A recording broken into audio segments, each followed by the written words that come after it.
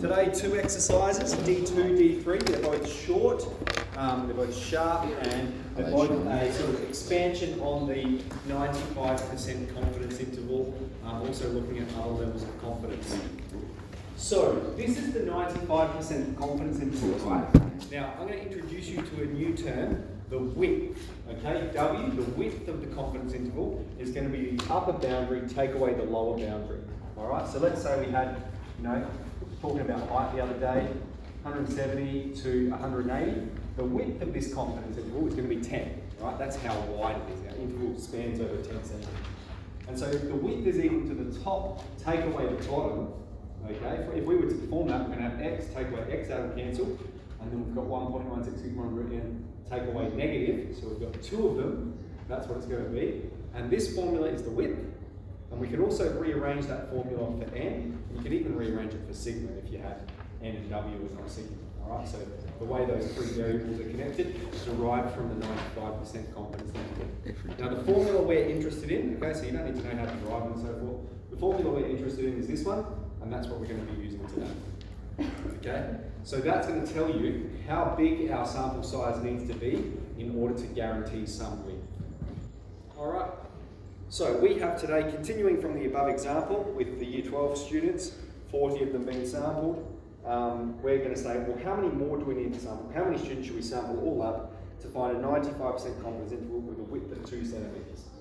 So if this is our formula, right, our standard deviation was 8 centimeters. Okay, so that was listed, that's listed at the top, the mean and the standard deviation 8 centimeters.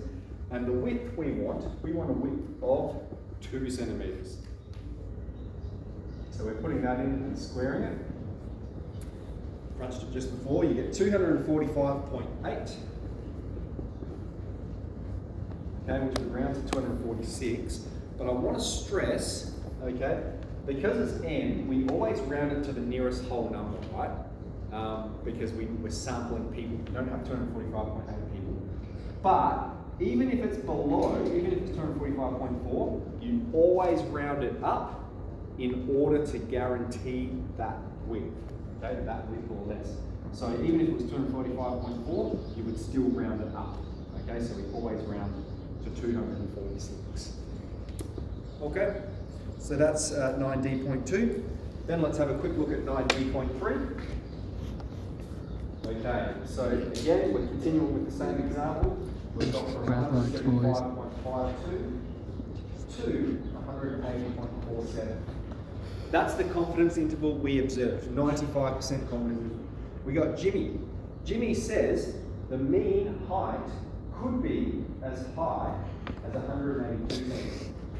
Okay, so we're going to answer his claim based on this confidence interval. Here we have a confidence interval, all right? Jimmy says could the true mean, the confidence interval says it lies somewhere in here. Jimmy says it could be as high as 182. Is Jimmy's claim correct based off the confidence interval? No, it lies outside of the confidence. So that's how we're going to answer it. No, as Jimmy's answer lies outside the confidence interval. Excellent. And then we've got, a affirmative circumstance. Alex claims the true mean could be as low as 176. Okay, is her claim correct? Yes, because it lies within the confidence interval.